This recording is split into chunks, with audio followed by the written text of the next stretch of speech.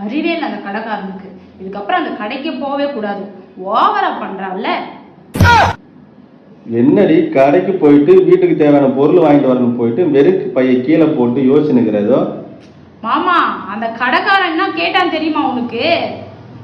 என்ன கேட்டான்?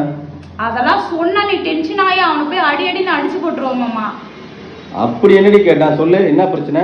கடைக்கு போயிட்டு வீட்டுக்கு தேவையான பொருளெல்லாம் வாங்கிட்டு கொடுங்க வீட்டுக்கு கொண்டுட்டு போறேன்னு சொல்றேன். காசு கேக்குறான் மாமா. என்ன நான் அப்படியே ஷாக் ஆயிட்டேன். அதான் டென்ஷன் ஆகி அவன்கிட்ட சண்டை போட்டுட்டு உன் பொருள் வேணா எது வேணாம்னு சொல்லிட்டு வந்துட்டேன் மாமா நானு.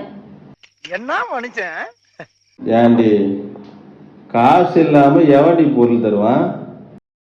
இங்க படுத்துற நிமிஷம் நாள தாங்க முடியலையே, தலை வலிக்குதுடா.